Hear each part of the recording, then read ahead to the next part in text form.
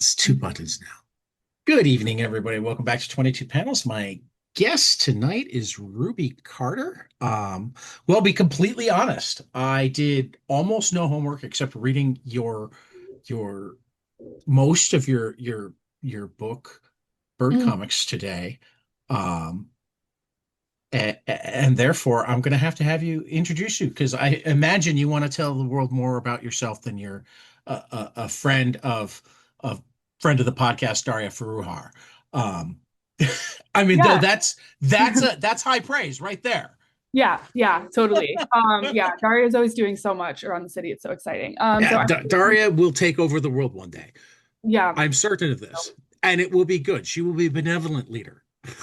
this is true. I mean, she's going to law school. Like, I know. no, yeah, this is true.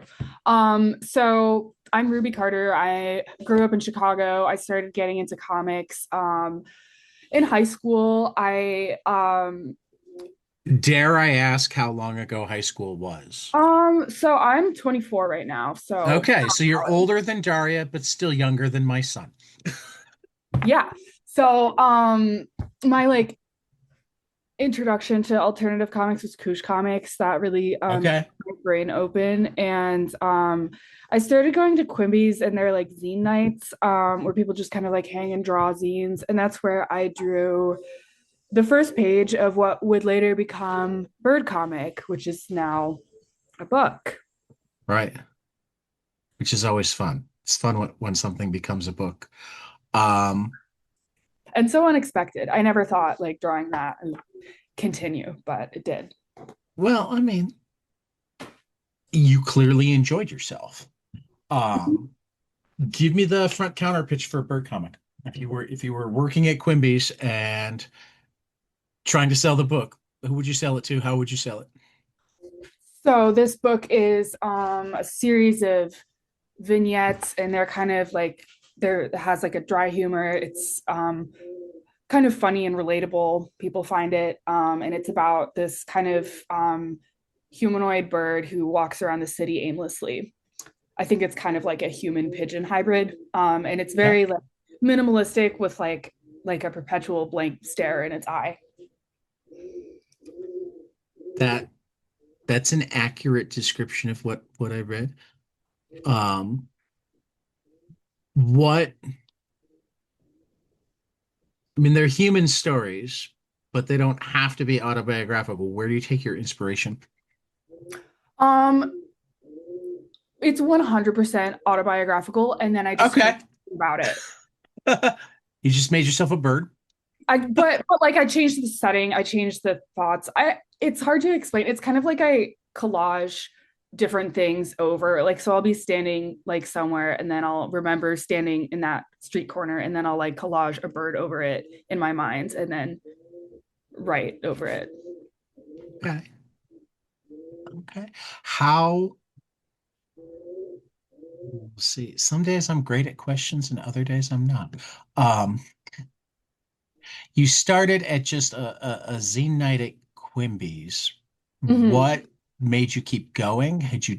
I'm at your website, so I see that you have a handful of other things there as well. Was that stuff that was done before, after, Um, like, well, after, but I would say what made me keep going in comics is I started making zines in like the 8 page thing. So that will like you or no, the 8 panel thing where you have one piece of paper and you cut it up in right. zine. And I made like I sometimes call them the McCloud comics because the first time yeah. I came across them was when he explained in Understanding Comics that all you needed was a single piece of paper to make a comic. Oh yeah. Got that book right on my desk, in fact. It's a great book. Yeah. But I would always like I always tell people who are new to comics to make those exact zines because it's just the most accessible way to start making comics, right? So I made a bunch of those and then um yeah, things are going from there. I did a series called Vogue, which is like Vogue for bugs. And I like that. I'm working on possibly I'm probably going to make a sequel to Bird Comic, some other things. I'm working on Daria has an anthology that I'm going to be in. Nice. Of Yeah, course she does. of And of course. course she didn't mention it to me over the weekend. She's too humble sometimes. Um, Talk to me about your comics biography. So we went through your bibliography really quick, but your biography, like what are the early comics that you remember reading?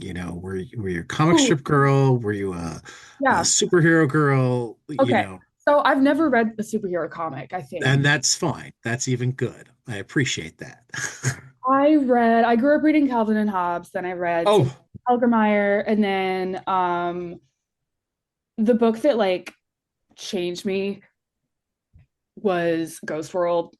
I read that okay. as one of like Dan Klaus, yeah, one of the first another Chicago native. yeah, substantial comics that I'd read. And I think that I like something Oh, about wait a minute. Wait a minute. I need to stop you. okay. Raina Telgemeier and Calvin and Hobbes are substantial comics. Okay. Yeah. I shouldn't insult them in this way. I would never let me take that back. Formally apologize. Both of them are Adult comics. genius. Adult comics that can That's better. yeah. Sorry, didn't mean to throw you under the bus there, but I still love my Raina and my Oh yeah. There, I and my mean, Bill Watterson. I still read them. Yeah. I have twice sat in large audiences to hear Raina talk. Because Where? once in Columbus when she was at CXC, Columbus and the Billy Ireland Cartoon Art Museum is also where all of the original Calvin and Hobbes is, Mhm. except the stuff that he's given away as gifts.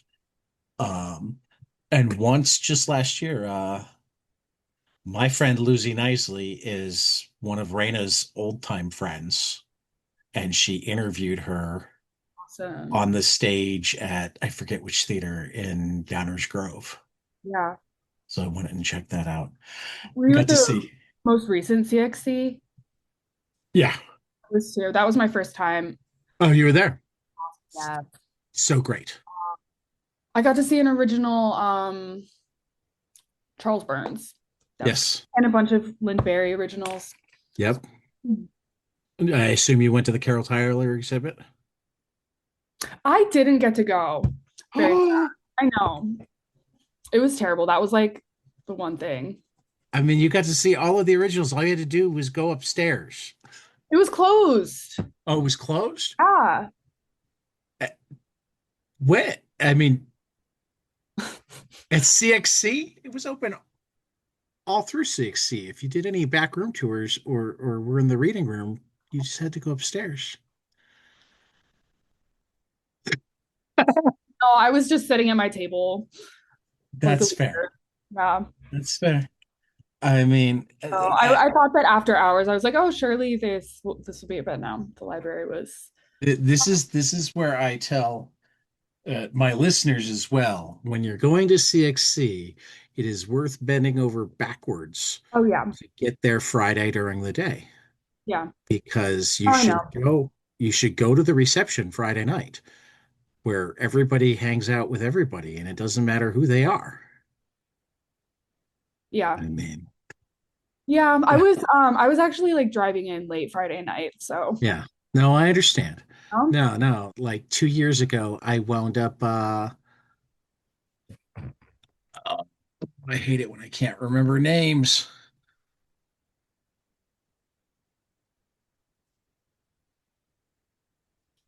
Yeah, 2 years ago, I wound up watching Kate Beaton's kid for 5 minutes while she went to accept an award, just because I happened to be the person closest to her on the stairs when they called her. That's how the reception is. It's worth finding a way to get in early. yeah, yeah. Um, but there's jobs and that sort of thing. So, um, Calvin and Hobbes to Raina Telgemeier to Oh Dan yeah. Klaus. So What attracts you the most about, I mean, that's a reasonable pathway. Um, but talk to me about what you liked, what made you want to okay. do this. what made I well, okay, I was saying about Ghost World that what like struck me the most and like I think like stuck with me tonally through the comics I like to make now is kind of this sense of like just like deadening realism that he's able to convey through fictional characters and how it's just like through the subtlety you can get like it's just kind of like a like striking portrait of like a real human experience and something about that feels just kind of aching and melancholy to me. And although I really like I enjoy fantasy, but I prefer to use like kind of a lot of realism too because I just I don't know about if realism is the right word. I guess a lot of I was about to say you no, made yourself a bird. yeah. But I guess what's the I like I'm interested in exploring the like nitty gritty of like real life, whether that it could be through fantasy rather than like Right. an epic. You like to be about the human condition rather than the epic battle between good and evil. Right. Totally. And like that starts with Calvin and Hobbes and Raina Telgemeier, because that's what I mean, even with the fantasy of Calvin and Hobbes, that's all it is. It's Yeah, exploring humanity, it's exactly. exploring how you fit in the world. Exactly. Um, yeah. So What I've read recently that has been really yeah. incredible, I would say. Like, I mean, that was like three-ish books that I thought of early on, but hmm, Yeah, when were you reading Ghost World? Just so I have a bit of a timeline. 2019? So you discovered it in high school. Yes. Okay.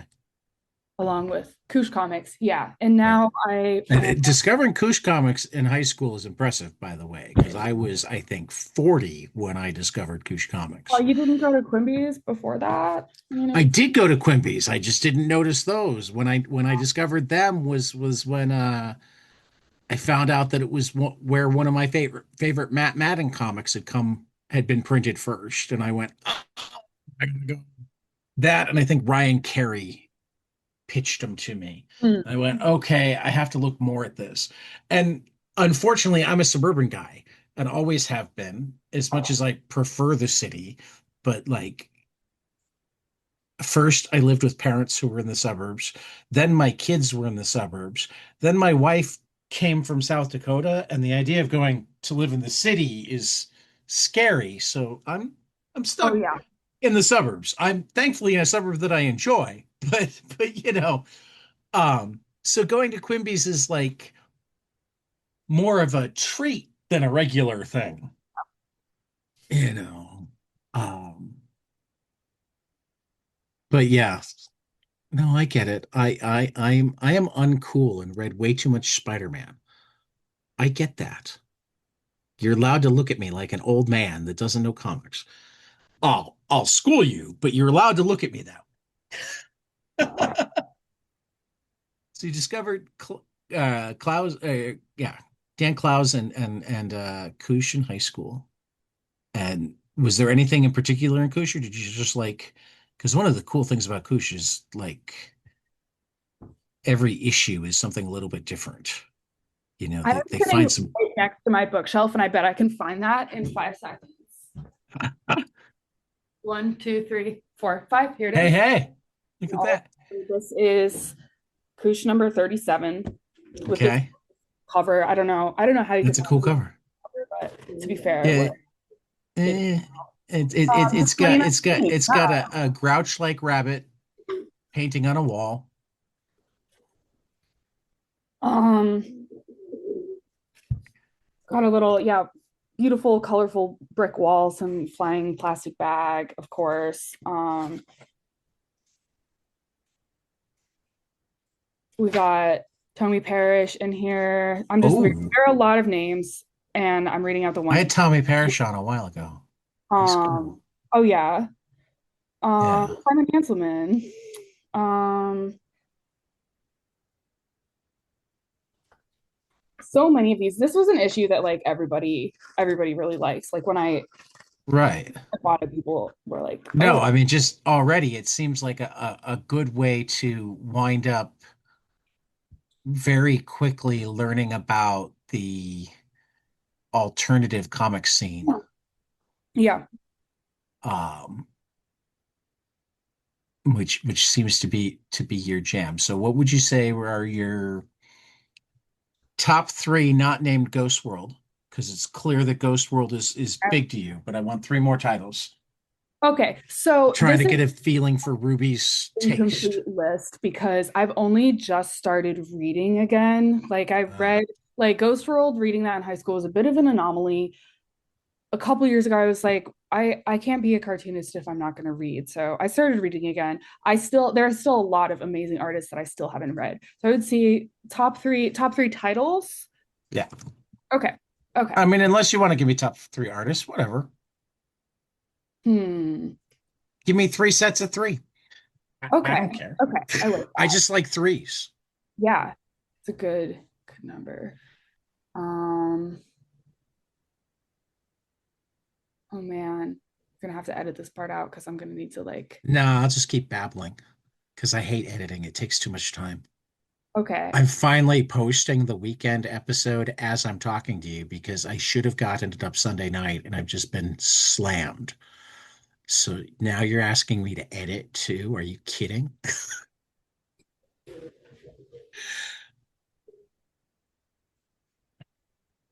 Yeah, I'll make I'm it a little bit easier. I'm Have you read any other Klaus? Ice Haven, and I need to reread it because I just don't remember it that well, and I feel like I have Okay, better processing of it now. because I've loved some of his newer books. Like Like what? he was at CXC a couple of years ago. Um, was it Monica that came out that year? I think Patience was the one before that. Um, he's just been messing around with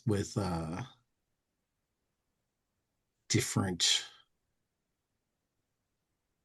old genres. So it's like Monica was kind of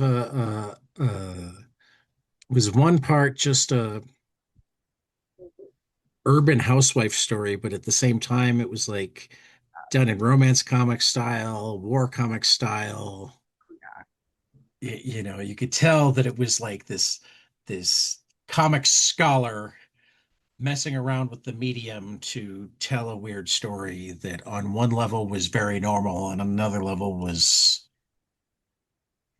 That the sounds way very meta. Dan Clowes is Dan Clowes. Yeah. um, yeah, I never know how to describe Dan Clowes. Dan Clowes and Chris Ware are the two guys that I appreciate their work and even sometimes love their work and always feel like I'm not seeing something. Hmm. But I also find their work dense enough that going over it and over it and Oh over yeah. it is hard to do to go find that thing. It's like I'll revisit it every couple of years rather than just hyper fixating on it because my stack of two read comics is just Hmm. too tall to easily hyper fixate on one. Happens every once in a while. But I gotta say, I'm looking at this list of three. I'm pondering, and I can't pick a third one. This is what I say when I'm like, this list is incomplete. I've read a lot more than two comics, I swear, but like, I feel like to be in the top three, it's a big spot. So, V for Vendetta, okay. 100 Demons. So we got Alan Moore and Linda Barry. Linda Berry. It might be my favorite Linda Berry. I think I'd put four or Really? five different uh Alan Moore's ahead of that though. And I Really? love V for Vendetta, I but like it I more than like Watchmen, for sure. what? I like it more than Watchmen for sure. Oh yeah, no, Watchmen would be below V for Vendetta for me. Okay. But top of my list is Ballad of Halo Jones. And Oh, I didn't then even. Jack Be Quick. Um, probably a tie between Tom Strong and Top 10. I really liked his ABC Comics years. Mhm. Uh, also in the ABC Comics years was Promethea, which is outstanding. Okay. And a lot of people I know would be upset that I put it below top 10 Tom Strong, and definitely upset that I put it below Jack B. Quick, but I love Jack B. Quick, so fuck them all. Yeah. Jack B. Quick's one of the silliest things he's ever done, but he did it really well. And I feel like there's at least one more Alan Moore thing that I adore. Oh, I love his run on Miracle Man. Okay. Yeah. I still need to read Bo Jeffrey saga, and I still need to read his um Lovecraft trilogy. Yeah. Ballad is definitely my top of the to read list by him. Oh, Ballad is amazing. So, Ballad is the one that I'm very, very sad that he didn't finish. I mean, it brings it to a decent conclusion, but apparently it was supposed to be 9 parts, and oh, there were only three that came out. but it's still like I feel like what I like best about his writing, like I feel like he does this more than like anyone I read, is that he's the best in endings. Yeah, And so he's even though it's not done, was he able to like deliver that? yeah, no, it has a because they were supposed to be it was all published in 2000 AD, which is a weekly comics magazine in Britain. So each part was actually X number of chapters for issues of 2000 AD. So he'd wrapped a chapter very well, and the way it was set up was that like in some way, I mean, really, it was supposed to be 9 books, and 3 books came out, if that makes sense. If you think in like a fantasy novel series sense, it would have been like a 9 volume series, but Okay. each one of them was supposed to stand alone and just represent another. But I heard that there's legend that one day when he was lecturing somewhere, he like laid out everything that was supposed to come and never came. And like from what I've heard, I'm just sitting there going, "Oh my God, that would have been beautiful." Mhm. Yeah. But you know, but yeah, he's a brilliant writer. Brilliant writer. So this year so far, I have a list in my planner of what I read. I read Beautiful Darkness and I read The Archway, which was self-published by Patrick Kyle and Emma John Michael Frank. Um, and it really has me thinking about collaborative comics in a way I haven't before. Yeah. I mean, so many people who love cartoonists and a lot of indie cartoon comics talk about the purist comics being the single artist one because you get their total vision, that sort of thing. Um, but I've talked to enough creative teams that like what they love, what makes collaborative comics special to them is the things that surprise them. The things that the writer lays out and the artist says does something else and or not something else entirely, but doesn't, and the result is you wind up with things that are greater than the sums of their parts. Yeah, yeah, absolutely. So what's really different about the Archway is that it's two cartoonists, not rather than like an artist writer team. And so one person has only the left pages and one person has only the right. And in between, in the seam of the book, is an archway that they pass an item through every 10 pages. They Oh, nice. pass through and they can't see what each other is writing except for the item that gets passed through. Um, and it's I've never heard of anything like that, and I want to do something similar, with all my cartoonist friends, like Well, this reminds me of two things. First, one of the last things put out by Raw, the Francois Moulet and Art Spiegelman's magazine. In fact, my friend Bob Sikoriak was the editor on it and got this one going. I've got it downstairs. I'm not going to run and get it, but it's called the Exquisite Corpse. Exquisite Corpse? Yeah. Um, and like it's a who's who of indie comic creators of like the late 80s, Mhm. um, doing 3 panels apiece using a skeleton that Bob had created as the main character.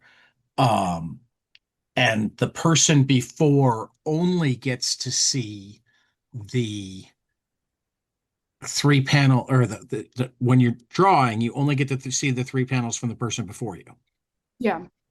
So similar to what you're, but um, that inspired the Infinite Corpse, which is online. I'm going to Yeah, drop I've the. seen that. Have you seen Yeah. that? Okay. Where now they're up to 560 artists doing 3 panels apiece and with like multiple different. I mean, I think at this point you can like click on a comic and then it'll give you multiple options on what the next three should be or what the next author should be. So Okay. yeah, no, that sort of collaborative comic making is really cool. Yeah. And thank you for tipping me to that because I hadn't heard of What that hmm. Yeah, totally. I found it in that title. I was getting a tattoo and they had like a little library of zines and I just read it while I was getting it. Really There good. you go. Like What tattoo parlor has a library of zines? You gotta plug this tattoo parlor, it's called it's one of those kind of like very like artist studio vibe. right? Find it. Mind Palace, Chicago. Mind Palace Chicago. Well, shout out to Mind Palace Chicago. They had cookies too. Like homemade. Cookies and zines while you get your tattoo. Yep.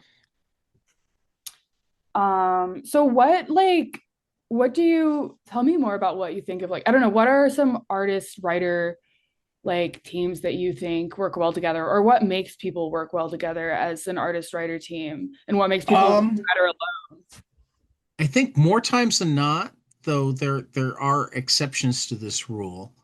Um, the teams that get to know each other and become friends work best That makes because they start developing their own shorthands.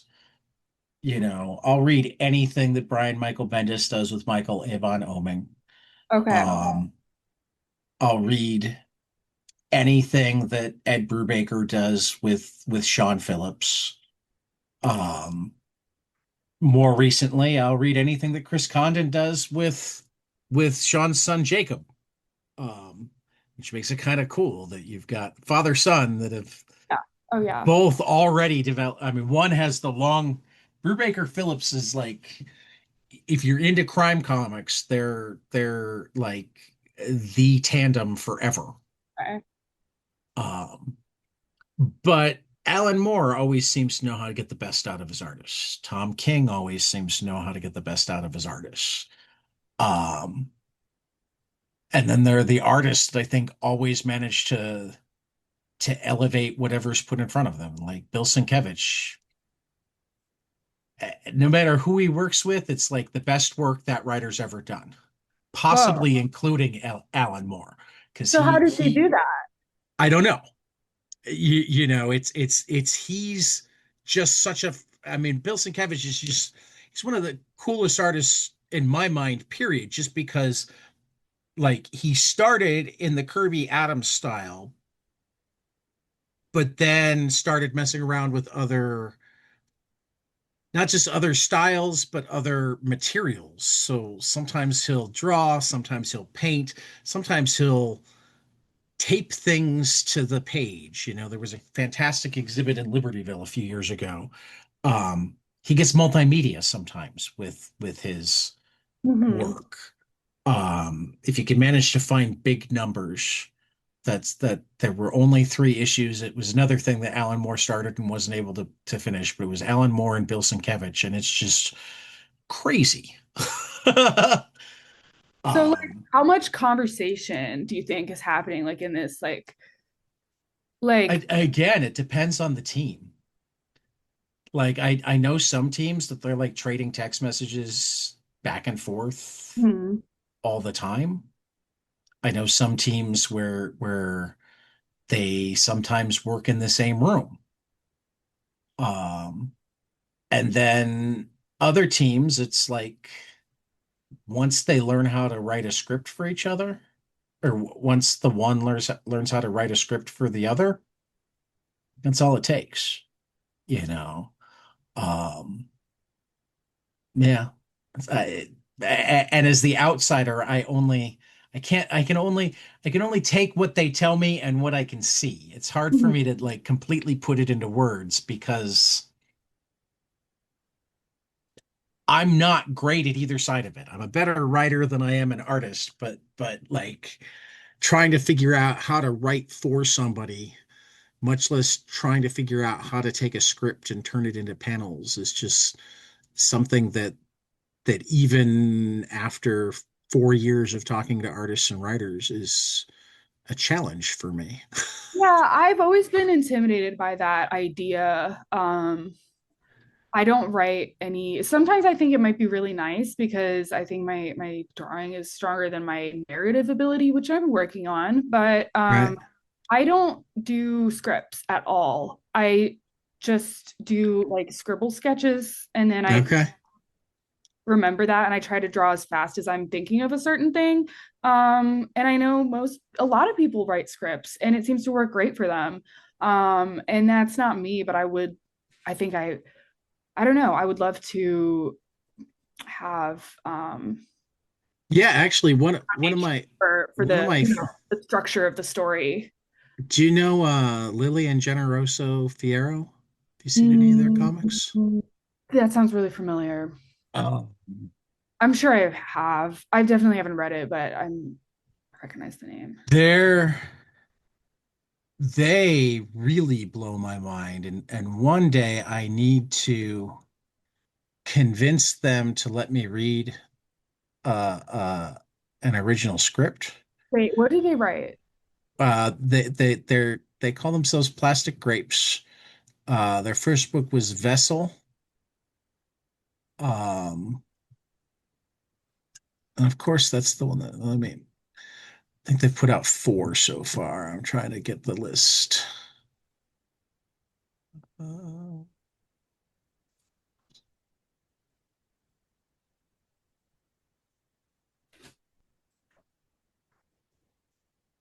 course, this seems like their criticism page. Let's look at Criticism. their yeah. They write like movie and comics criticism. Okay. Yeah, Absolute Simultaneity is the most recent, which was through Domino. Inversion and Chua and Vessel are the other ones. So you think they So, work really well together and well, you I know they work really well Oh together, yeah. but what blows my mind is Lily writes the script in prose. She writes a prose short story that Generoso then turns into sometimes all but wordless comics, That's great. which is why I would yeah, if you hit on Instagram, yeah, it, yeah, it's Plastic Grapes on Instagram, and they have flip through videos of all of their books. So not so slow that you can like read it, but you can definitely get a feel for it. But again, I love the fact that she writes them. I mean, because I don't know anybody. I mean, I've seen all sorts of comic scripts from the ultra detailed Alan Moore script to the to scripts that are little more than dialogue, and the artist gets to figure out the rest. You know, or occasionally you've got the old school, what they used to call Marvel style, where the Mm, artist will draw something, they'll talk about what it's going to be. The artist will draw the whole comic, and then the writer will come in and put the dialogue in, yeah. you know. Um, So I could wow. So, Never. so the answer is there's no wrong way to make a comic, which I think actually, have you seen Raina Telgemeier and Scott McCloud did a book last year called The Yeah, Cartoonist Club. yeah. It's so good. But one of the big lessons was there's no wrong way to make a comic. That's yeah. I think I'm in my like meta comic reading phase because I need to read all these books about comics. My friend suggested the Lexicon of Comicana. Yeah, I ordered a copy of that recently. I'm looking forward to that. Mhm. We have a comic strip book club on 22 panels, and we're going to be talking about Beetle Bailey our next time around. So we also decided to toss in the Mort Walker lexicon of Comicana to go Mhm. with it. Um, I also highly recommend if you've seen Matt Madden and Jessica Abel's um, writing pictures and drawing words. No. It's like literally the textbook to their master's level comic book drawing or comic Writing pic- creation class. Yeah. I love that title because whenever sometimes if I'm thumbnailing or even inking, I'll like have someone I'll show it to someone after to check the clarity, right? Because I think clarity can be like a big trip up sometimes for Hmm. people who are not experts. And I always ask them to read it. And I use very spare words, so like I'm saying like read the pictures. Yeah. Like, Yeah. okay, can you read this picture? That's a good way to put it. Um, Going back to your comic, I gotta ask you, do you have any manga background? No, not at all. No manga Okay. or superhero. Not because like I'm that bad of a snob. I just never happened to read it. No, the biggest reason I ask is um it's a story with way longer narrative and a slightly different bird, but Inio Asano's masterpiece is called Goodnight Pun Pun, Yeah, and yeah, it's similar with the bird. yeah. Um, so I figured you'd heard. I suppose you've heard that before, Yeah, I have. before or after you After published. After you published. mostly. Actually, maybe before, like maybe I don't know. I did go to art school. I went to the School of the Art Institute, but I Okay. Bird Comic was like a side project. Right. Occasionally, if I had like some random deadline with nothing for it, I would show like a chapter of it. And I think I did get that commentary before. Yeah. I mean, honestly, it's worth the read. Inio Yeah, Asano is I know. is I know one it's gonna be of really sad, so I've been avoiding yeah, it. there are definitely parts I of it like that sad are books, but I'm just heartbreaking. yeah, But I mean, you were talking about liking um very human-centered stories, and of all yeah. the mangakas I know, Okay, like Inio Asano and um yeah, probably Inio Asano is the most grounded in okay, human okay. stories. Very Um, helpful recommendation. I appreciate it. there are a handful of others that I think tell human stories, but they Yeah. like Rumiko Takahashi. I think all of her stories are very human, but they Hmm. tend to either have like my favorite of hers is something called Mice and a Cuckoo, and it's just like it could be a sitcom. In fact, I think it got turned into a sitcom, because while it's a very human story, it's like a bunch of people that are going through some of the same stuff, but also very different people all living in the same like apartment building and hilarity ensues. Right. And then most of her other work will have some sort of fantastical element I mean, what I always like to say about manga is take any three things that you didn't think were related, and there's a manga about that. Tell That's me the name again. Which one? Um, the mangaka you said is like the really grounded one that I would like. Inio Asano. Got it. Um, though, come to think of it, I think you'd also like. Let me make certain I get this one right. Uh, yeah, and I will probably butcher the pronunciation here, but Aizawa, Mhm. Aiyazawa.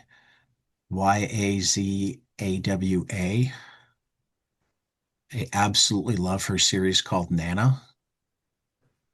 Mhm. Oh yeah, I've heard of Nana. Okay. Yeah, Paradise Kiss is also really good.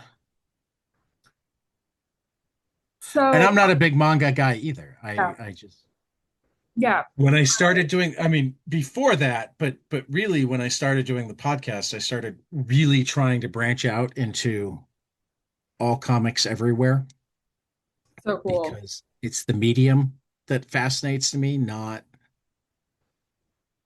any particular part Mm. of it.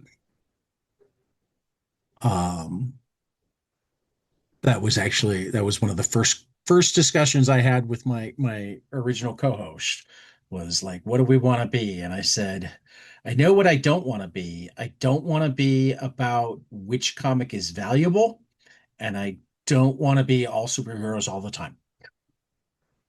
Yeah. After that, we'll do whatever's fun. Um, so when was I forgot this is how little I researched. When was Bird Comics published? Bird Comic was published in 2024. So you've got a year with a published work plus your zines. Have you been doing the independent comic um con circuit? Yeah, I actually got waitlisted for Cake this year, but Waitlist. I do love Cake usually. Cake is amazing. CXC, I had my first CXC the other time, like we talked about. Yeah, I'm sorry I missed you. A lot more popping I mean, up, I probably said hello walking by at some point, but maybe. Yeah, it just seems like there's a lot more zine fests up and coming around. there are.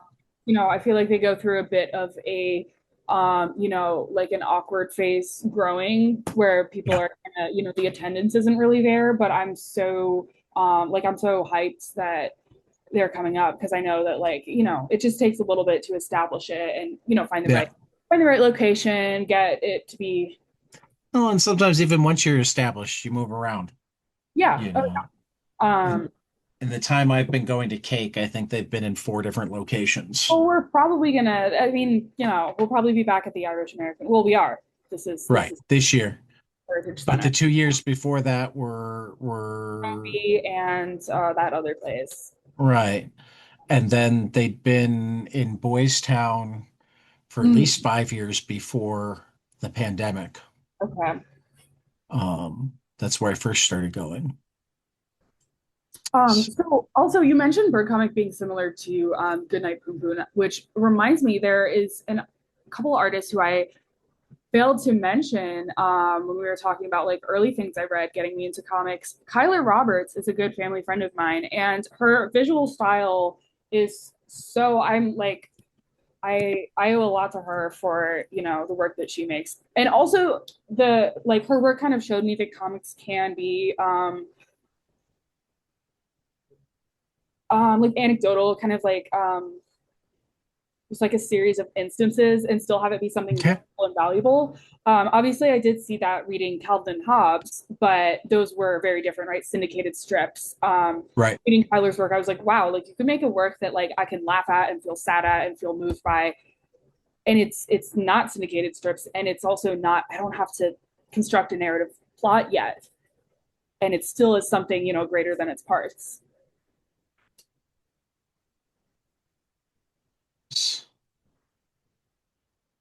I haven't read enough of it, but I do know it. Of what? Kyla Roberts. I had to look her up. Mm-hmm. See, you're impressing me already because half the stuff you've brought up I don't know. And that's not an easy thing to do. Really? Yeah. Yeah. Okay, well, tell me like any of the like most basic like Spider-Man, and I'll be like, I don't know that one. Sorry. Well, but I mean that's not that's not even what I pitch towards you. I'd be I mean based on your I am trying to figure out what to pitch towards you. You've got an interesting selection here. I'm kind of frustrated that it doesn't look like Archway is available for sale right now.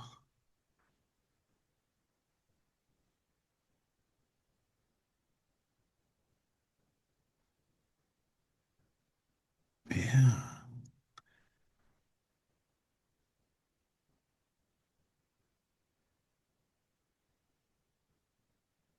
I remember because I know I've been to the Kyler Roberts homepage before.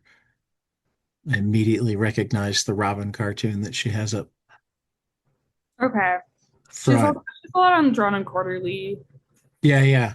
No, I just mean that 90% of the time when I remember a homepage, it's because some other cartoonist recommended them. Okay. So I'm trying to remember who else it is that loves Kyler Roberts.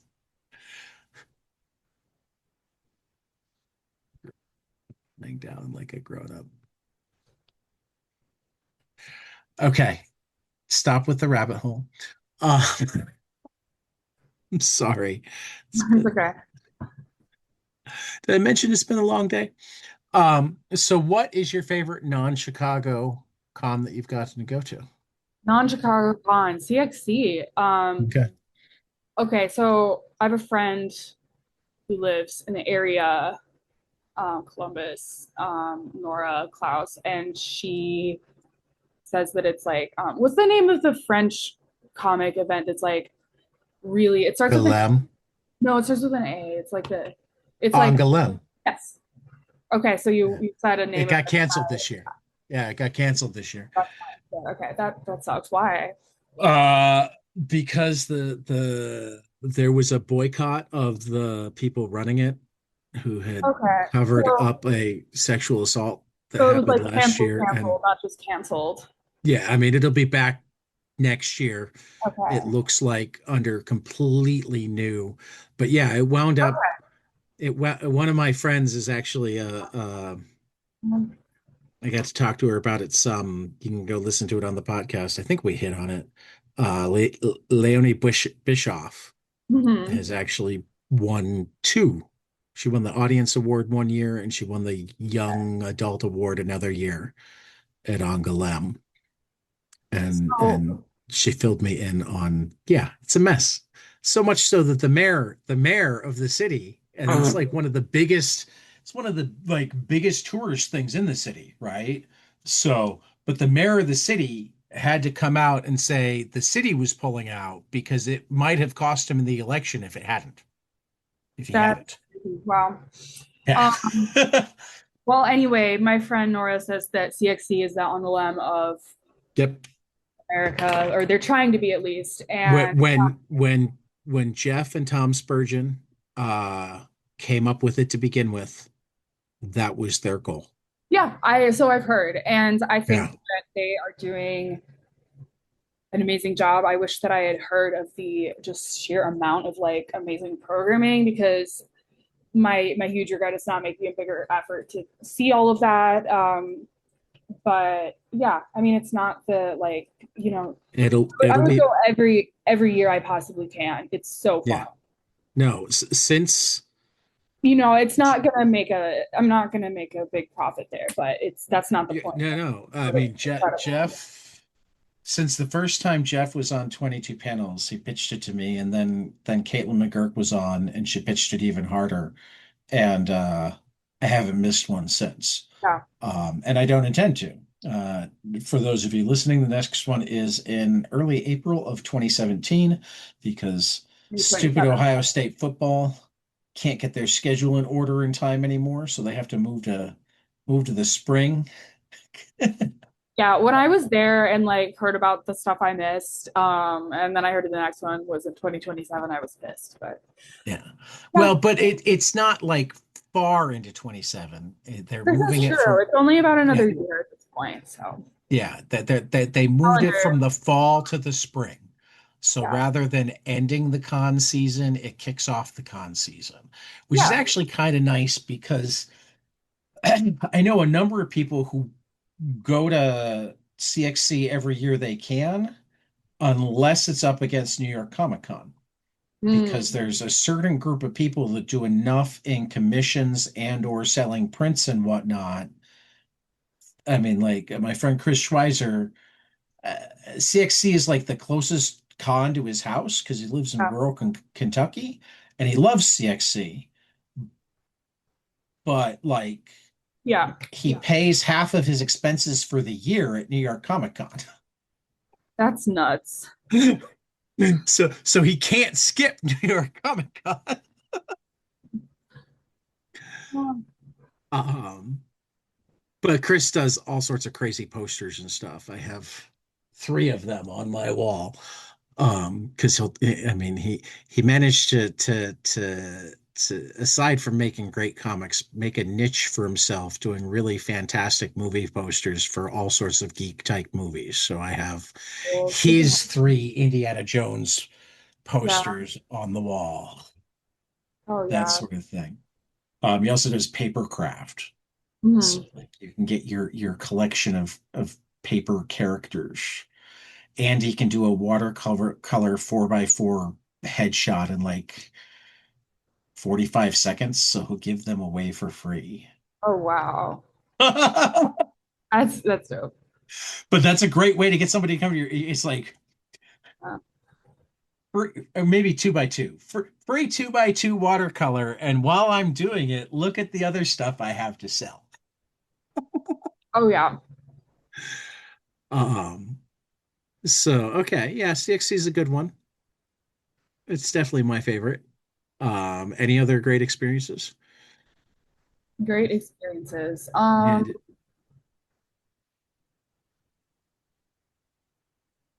No, I feel like I'm just thinking about the last episode where Kayla was talking about her great experience, and I'm just thinking about that, and I'm like, I was listening to that, and I was like, wow, I have not had that. Um, Well, you haven't been at it quite as long yet. yeah, because yeah, You have 1 year under your belt it's as a true. professional. I don't know how much you were doing the zine cons or whatnot before you had your own stuff to plug. I tried it and they just weren't selling, but I think that was it was at some like school art fair thing. So Right. once I yeah, my first cake was good, and that was before Bird Comic. Okay. Well, and that's always, I mean, I always like to tell the story to any young up and comer. Do you know Challengers Comics and Conversation in Bucktown? It's not far from Quimby's. It's the closest. It's the closest. Familiar. Like, I haven't made the time to, but yeah, well, I tell me. mean, it's worth going to. I mean, they don't do as much of they have a decent indie selection for a shop that already does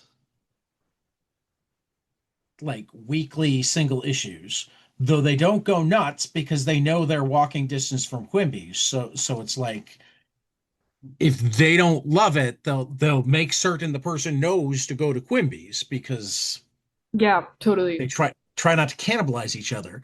Um, Oh, but they've go sorry, ahead. go ahead, because I just thought of a good moment. It's not an incredible Okay. moment, but it's a fun moment, which is so All I've right. been working as a substitute teacher, and I found myself in Marnie Ware, Chris Ware's wife's classroom, and I met Oh, her because she forgot to take the day off. I was like, "Hi, I'm here to cover," and she was like, "Huh?"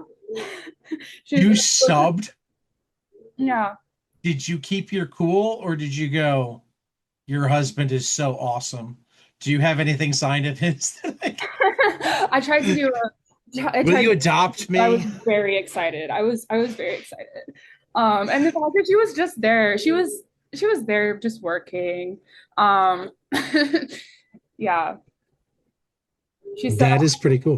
she was a great compliment. I was like, wow, I'm always gonna remember this. So, Did and then did you she gave me like she gave me her actual lesson to teach, which is fun because usually substituting, I'm just kind of like, if it's high school, I'm just babysitting them on computers. right?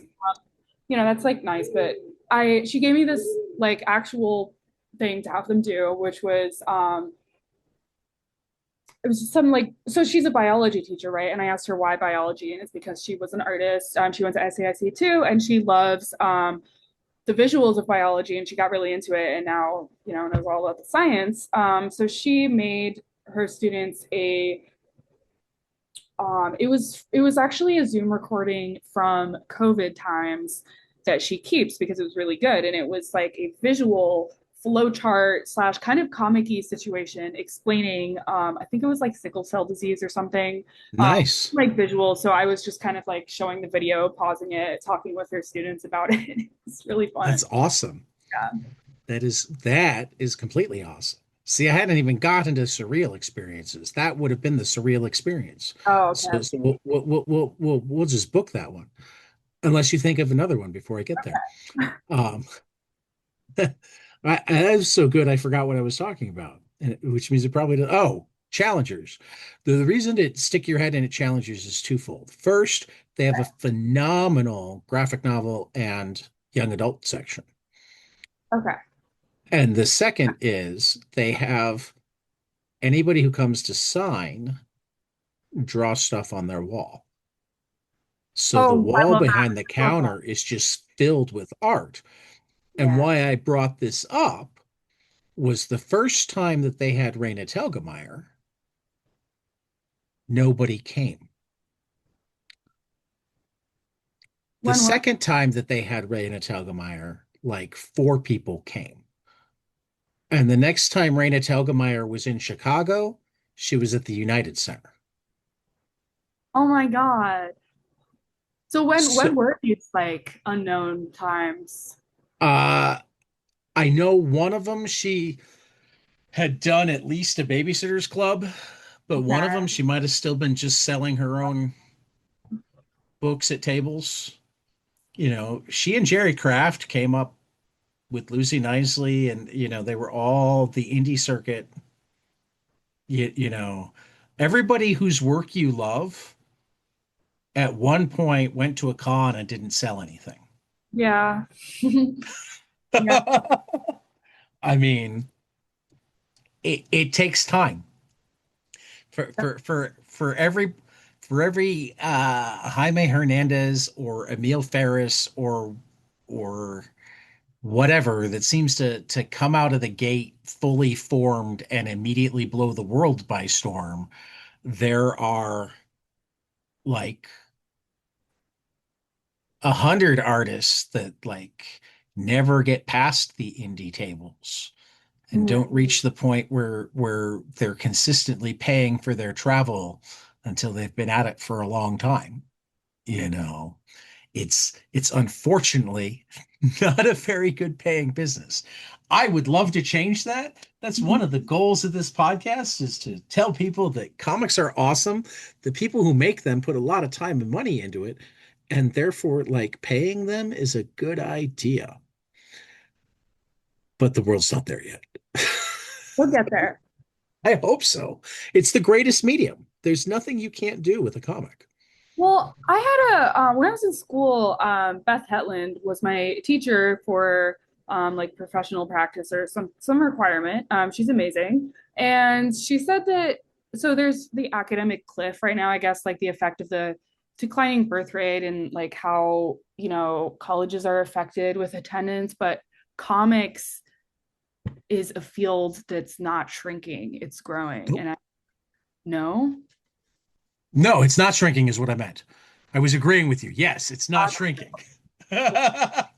We have data here. But yeah, Yeah, I mean, it's so niche that I'm kind of like, I wonder how many comics programs there are. Not too many, but I don't know. I there's thought that more was and really more. cool. There's definitely could be a lot I of mean, artists coming. there's more and more.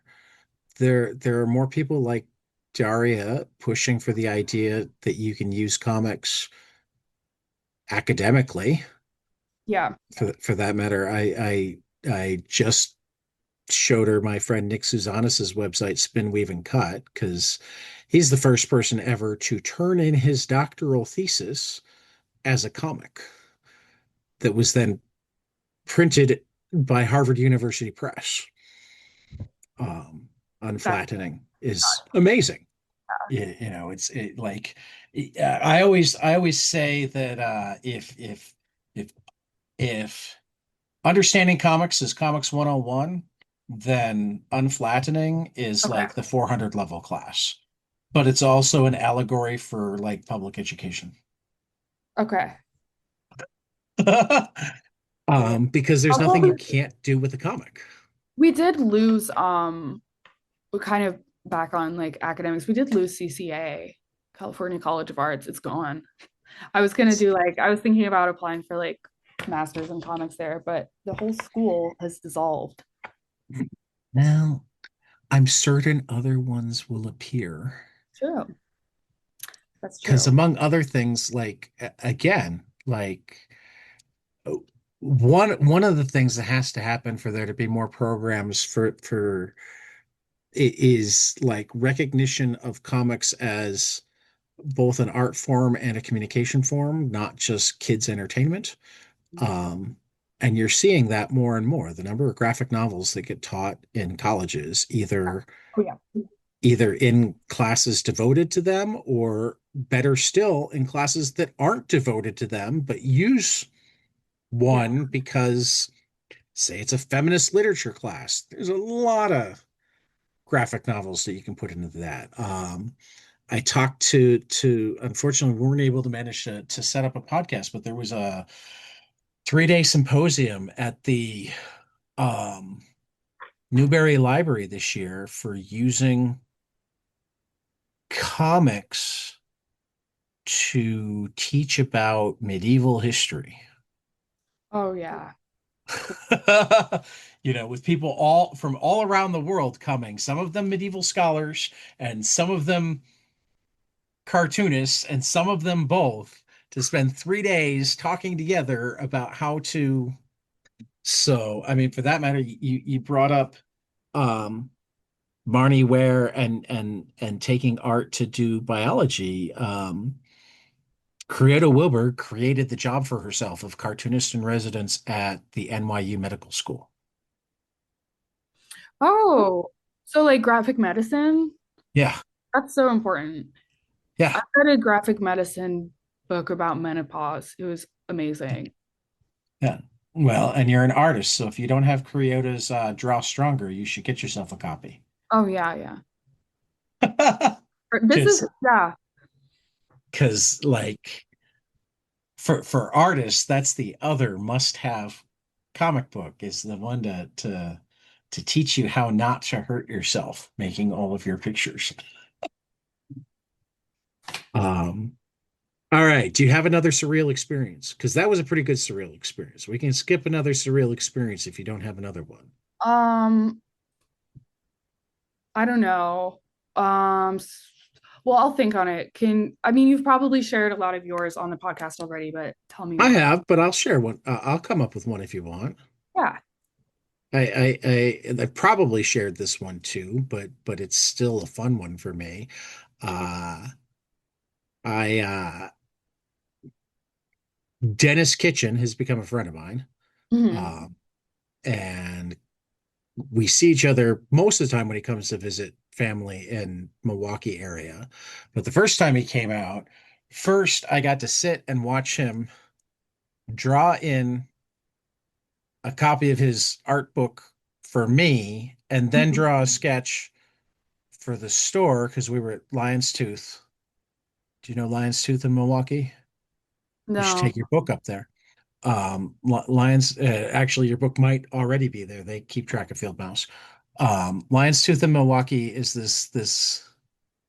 It's one of my favorite small indie comic shops, and they've got tea and they have book clubs. And during the summer, they have like cartoonist summer camp for Oh kids, my and gosh. then they publish the stuff that the kids in the summer camp do, and you can buy it at the store. Um, So I got to sit with him there for a couple hours while we drank tea, and he drew one in my book and one on the wall. And he and I are both baseball fans. Mhm. That's one of the ways that we bonded. So then we went to a like independent minor league baseball game because the Brewers were out of town and all of the affiliated minor league teams nearby were out of town. So we went to a Milwaukee Milkmen game and sat like 5 rows behind the plate and just watched baseball and talk comics with Nice. Yeah. the underground comic publisher Yeah. of you know guy that's published Eisner and Kurtzman and Crumb and and Howard Cruz. That's awesome. And I was just sitting there, uh having a brat and watching a baseball game with him. Yeah, comic And people love to chill and hang out. This is yeah.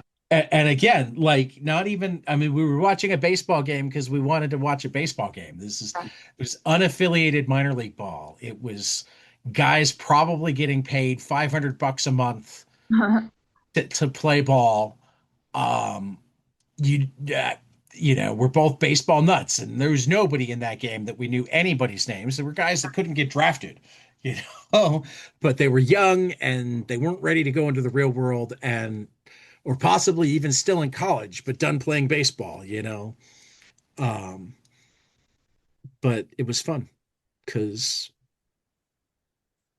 I mean, first of all, that's always fun. But second of all, it's kind of pinched me when it's like, wait a minute, how this guy's got a documentary being made about him.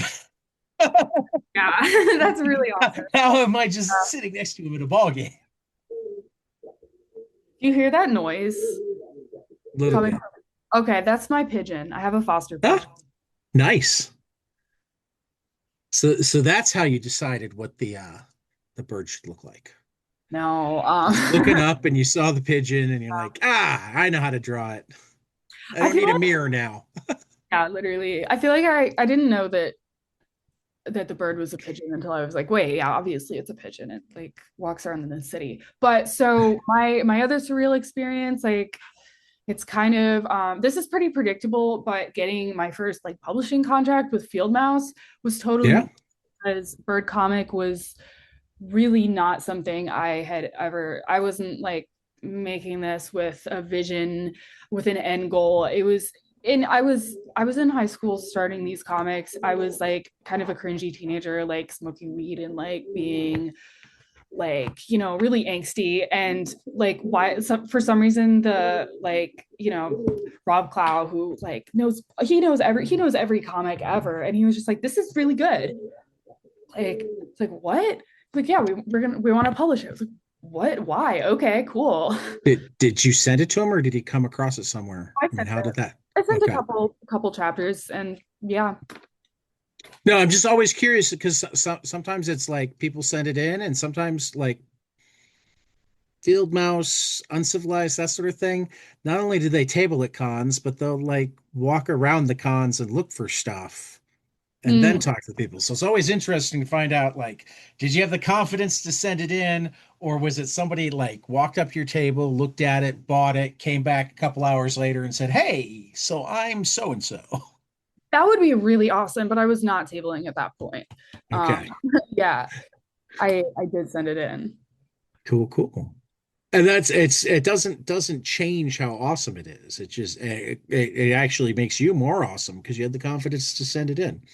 The number of people, myself included, who've like never been published in any way, shape, or form because they've never bothered to send anything in. And I guess that's not true anymore because I've been published in a couple issues of American Nature Presents because they asked me to write a comics column. But Yeah. for the Okay. longest time, I'd never been published because I never asked to be. Yeah. So I find that I am having like that I had a bit more nerve as like a younger artist and like I'm younger, like I'm only 24, but like still I just was like about to say.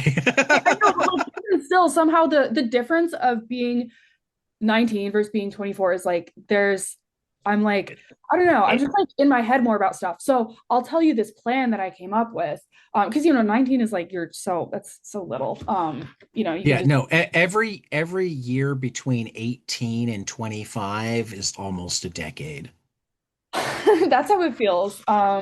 So I made myself to encourage myself to apply to more things and risk getting rejected. I have a rejection chart. So when I get 10 rejections, I get to throw a party. I love it. I Yeah. love it. And if That, I don't get to, if I don't fill up the chart fast enough, that means there were successes, I guess. well, I mean, it should also be for every non-rejection, you get to throw a party. Well, but the reward I mean, is success parties are great. No, they're just separate. You'll have to do a different kind of rejection party from the celebration party. Play uh, different music. Do like the sad music, like play like sad 90s music for the rejection party. my friends will be sick of me. I don't know. All right. If you were listening to Kayla E, you know what the next question should be. Tell me something you love, preferably a comic, but we don't have any rules. Preferably storytelling, but again with the rules. But something that you love that not enough people around you have experienced, and you really want them to, so that you have more people to talk about it with. um, oh yeah, I remember hearing this question and thinking like, I don't know what I would answer.